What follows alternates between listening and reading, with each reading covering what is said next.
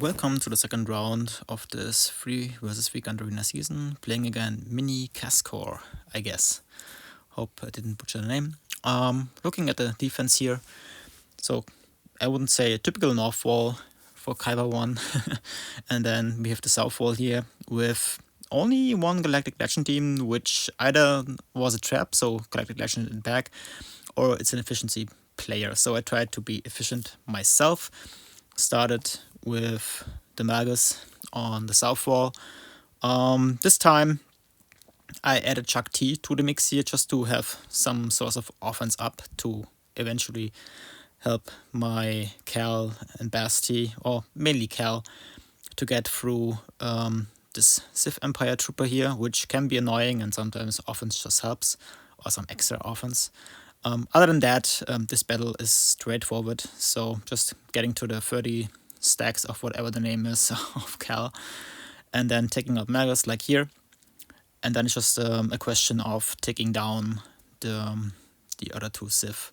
Marauder is quite a filler for this team, I would say. Of course, he can be super annoying with his amount of defense that he can get and his health still, as you can see. But most people mod him, I'd say, not ideal for this matchup. Potentially want to have like full health on this guy. And a lot of defense too. So maybe there is an angle to this that you can block or create a timeout. But generally, I think Cal Max is quite manageable.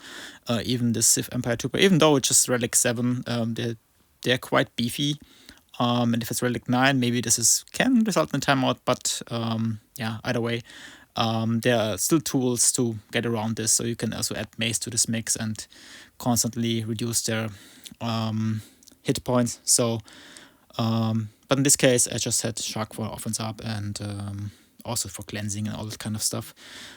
Other than that, Basti lead is good. It helps you to survive longer, or at least in the beginning, quite a bit. But sometimes all the debuffs that she hands out on the basic can be annoying too, because it passively heals the Sith. So yeah, it's a balance you have to strike here. Yeah, as you can see, it takes a little bit of time until this trooper is down, but eventually she will fall. And I guess yeah, it takes really some good modding, or potentially some tricky crons to make this a challenge for Cal, but in this case it wasn't. But maybe there's an angle to it. Maybe there's some room for experimentation here. Or just take Magus in offense. This is the other thing you can do, if you have him, of course. Then this Lord Vader is, I think it's I would say the best lineup you can have in Freeze with Thrawn and Maul. Potentially there's an angle to have someone else there outside of Thrawn.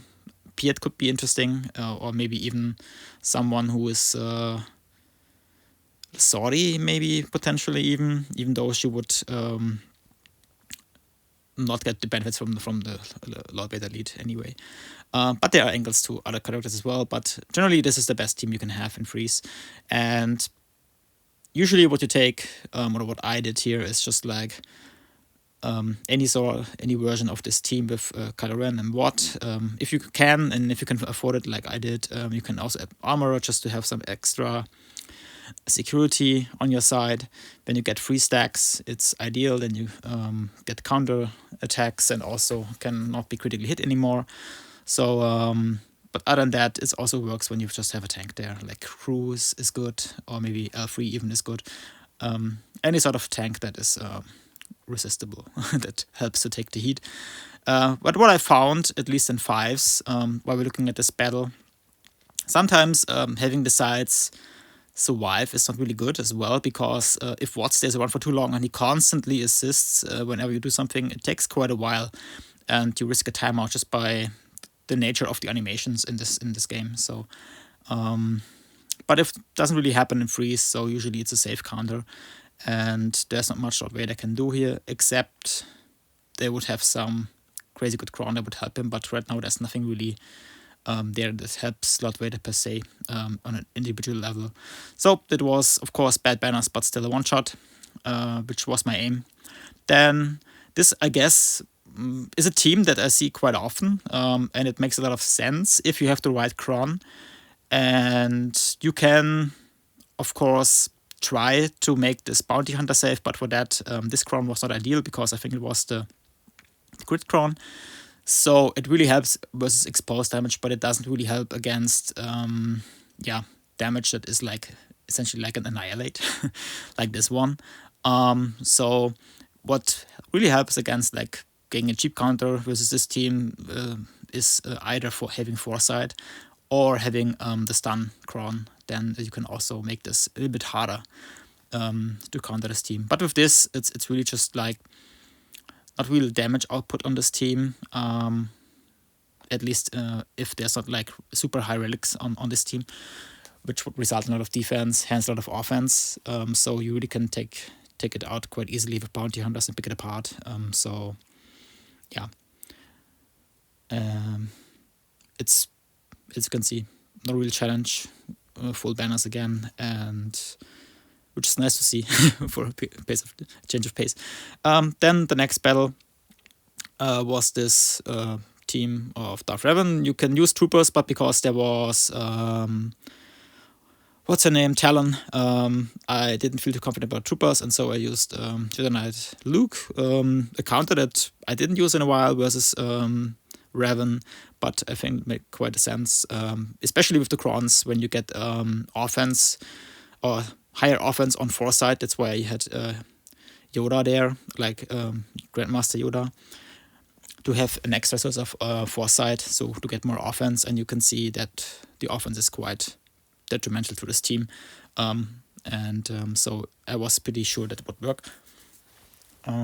Then there is, I would say, the best defensive version of the Seer team is the next I'm playing, and it's with Crew. Crew just makes Gitme impossible, because for one, you have a pre-taunt, and for two, Crew is quite immune to health-based damage, so all the courage doesn't help, so you end up timing out against Crew.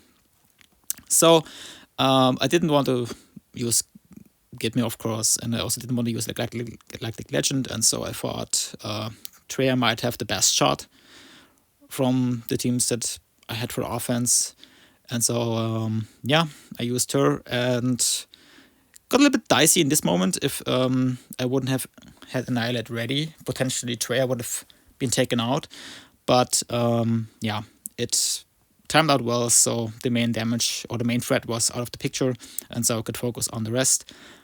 Seer, of course, with her damage can also, like with her special, can also deal quite a little bit of damage.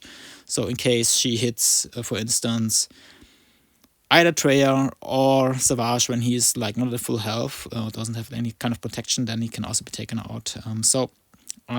There is some risk to it, but not as much, I believe. For instance, when you hit Nihilus too hard and he gets annihilated off immediately, it's even easier. Then this is a North Wall battle, a Fin story team, which is quite common and which is quite good.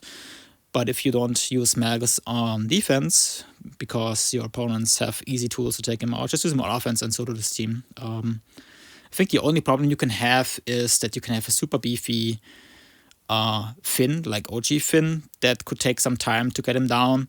But in this case, I have, I think, 80% health on the crown that I used here, so there's already quite some damage boost for Malicos, and other than that, there's no real threat to him. So from this team, so it's an easy solo. The next battle is Troopers versus Trench. I think this Trench had Spy, so which is quite a weak team and actually just Trooper food, if as you can see. So no real threat here. Always go for Dooku first because I don't like his counter attacks, and so got an easy 57. Then we have this I think a leftover clone trooper team here, and Wampa just solos this quite easily. So I think this you do that when you really want to have savings for offense and because you really want to get through. This is already like backwall fights, by the way, and so you need filler teams for the back wall, and then sometimes these allow the opponent, which is me in this case, to solo the teams and get high banners quite easily. So even if you want to go for a full offense, I think it's always good to have some trickier teams in the back wall. But you have to play with the cards that you have, right? Both on offense and defense, and sometimes it works out and sometimes it doesn't. I think this is a team that is quite good on defense, as is the Mavatalsam lead with Marin and Zombie. You can also use Daka, but I think Zombie is a little bit more annoying in this team. And so I had still some Galactic Legends available for offense because I was trying to save them for the back wall, and so I was using C, which is, of course, you could say this is a bit like overkill, but at the same time, why not? Mystic can be stupid, and sometimes I am really stupid in those fights. So, for instance, like instead of just going to alt and just like end this here, I'm trying to, dance around or beat around the bush. I almost said dance around the bush, but has the same outcome, I guess, like beating around the bush. And so it's could have ended this fight a lot earlier, and you wouldn't have to bear with me, but I didn't, and so eventually I decided I want to, and so I just like took them out, and got still good banners, but wasted some time here. Then there's another team which used to be super annoying with the Kron that I had a while back, the Tuscans with Sign of Django, but it mainly makes sense with when you have the lead Omi on Chieftain, which I think wasn't the case, so I think it was overkill as well, but I still had the tools, so why not use them to good effect. Then I also wanted to use Gitme and use it with Imagandai on this Sarah. Is it Sarah? No, Sana. Oh god. Stanos. God. Names. And I guess I could have used a better team here. Wasted some banners, as you can see, but it was still fun. I think Gitme is fun, and you usually take easy wins, but sometimes you lose some banners, like in this case. But it was still okay. Then back to the North Wall, trying to get to ships. A team you see quite often, which it kind of makes sense as a team per se. Hondo, and giving some help along the way, some TM boost, some heal, a taunt essentially that is also in the way, and not a bad comp, but it's not really a match for the Starkiller team, of course. And I was able to use this because the defense was quite light, to be honest. The only bad thing about using Starkiller, sometimes you lose banners before you can get to alts, and then you can really make them up in the end. So that can be a little bit annoying, but usually it's still like a safe counter, of course.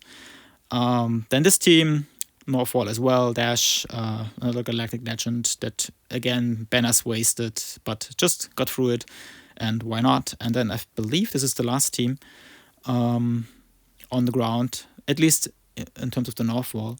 And again, overkill, but I had the tools available, so why not use them versus this sorry team. And I had it on the Kron, there was like a lot of like armor penetration. I didn't want to use my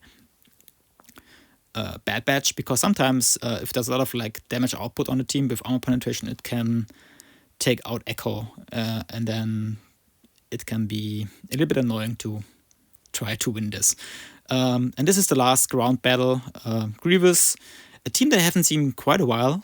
Usually you see them with like Sori or maybe even with other characters, with Asajj and Zombie even, which is more exotic, but it's been a while since I've seen this, like Vanilla Grievous.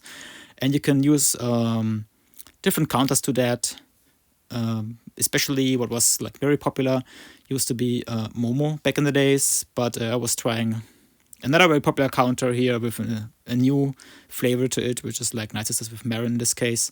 And I didn't play it ideal, still ended up with like 55 banners, so it's quite a good team to use. And then we were at Chips. I think it was like 2 GL fleets, if you want to call them like that, on defense, and I was playing it, or was it 1? We will see. I kind of in a mental state where I really wouldn't say hate, but I really despise fleets for whatever reason. Mainly because sometimes there's so much RNG going on that I'm just getting mad at the game. And so I don't like to play it, and that's why I'm like also making a lot of mistakes. Sometimes I just think, I should play it on auto. It's much safer than, playing it manually, especially like with these matchups where you think it's super safe. It's actually like a hard counter, quote unquote. But there's also this meme like it was a hard counter, and then you lose, and this was also the case here. So a little bit of spoiler alert: I will lose this, mainly because I'm playing it quite poorly. And at least got out Hound's Tooth, which is always nice because it's super annoying still to this day. How old is this ship? I don't know, 5 years by now or so. So it's been around for quite a while, and has caused a lot of like trouble for everyone, I guess. So, but still, my bad. Like losing this shouldn't have happened. Got at least 3 banners, hooray! And so I go in with a cleanup, which is essentially a team that you can use to one-shot this whole thing. So Thrawn with Empire, the help of TIE Defender. And once TIE Defender is out and they don't really have a way to take him out immediately, it's quite safe, I would say, even though you lose a lot of banners. So it's not, I would say, the first choice for myself, but if you really need to, it's a good counter. And yeah, in this case, I needed to use it because I messed up my initial attack. Potentially, I could have used this like as a starting counter, and I would have saved my GL fleet. I don't have a better like meta fleet. I don't have a better term for this, so maybe one of you has a better suggestion. And so took out the fleet eventually, but cost me quite some banners, as you can see, just like 45 instead of 75. Then we had, potentially you could say it's a meta fleet again after it wasn't for quite some time. Negotiator with the new Marauder. I haven't fought this neither in a GAC setting nor in Arena, so I was not sure what to expect, and so I thought I use one of my, let's say meta fleets, which is Profundity. But I wasn't really sure how to tackle this. I just wanted to get a ship out as soon as possible. And of course, there's kind of this pseudo-savior mechanic that I have. And so it took me quite some time to get it out. And by the time it was out, I already lost like one of my, let's say, crucial ships or like cornerstone ships of my fleet. But still was positive to end as well for me, especially now that Anakin is out. And then slowly but surely, you can see that, I'm turning the tide around, even though, as I have seen, the ultimate charge is really going up very slow because there are not much crits happening here. And then, of course, people tend to put many fleets on defense. Usually I only put like 2 reinforcements because there's not enough time to get out more ships. But sometimes it really adds up if you really put all your reinforcements in and you can drag the battle along, then sometimes it can be beneficial, as in this battle. I think if you have a lot of reinforcements, you can potentially time out this whole thing, or even if someone is like underestimating this fleet and only uses like maybe no reinforcement or only 1 or 2 reinforcements and the wrong ones, then you potentially even can win this as a defensive hold. So I took in more reinforcements because I wasn't sure how to tackle this and what to expect from it. And that's why eventually I still was able to kind of chew through this whole thing, even though, as you can see, it's quite annoying and it takes a lot of time. Which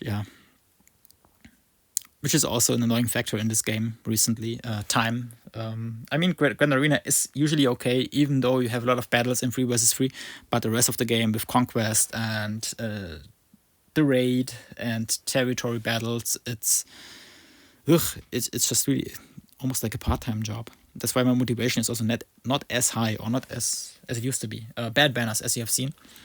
And then another, like, usually an easy matchup, but sometimes recently I'm really playing it poorly. And so I was like, not sure what to expect. I was also not sure if I should use Marauder here, because I wasn't really well versed with the ship yet. I have it at 7 stars, mainly because I still had energy left from the GL farm, because I was hoarding it. So I got it to 7 stars quite easily. However, I haven't had really a chance to play with it in Fleets Arena, because the game is so time consuming. I don't test as much anymore, because why should I? You know, like spending more time on the game when it's not necessary. So I wasn't sure what to expect, and that's what I used the normal route to go along here and trying to win this battle somehow. But as you've seen, it's not less than ideal. And again, I'm losing banners left and right.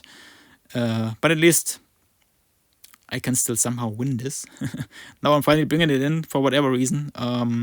And yeah, still, it's just like this one chip that is currently hiding that I need to kind of attack. And I know it's just like one more hit and the match is over.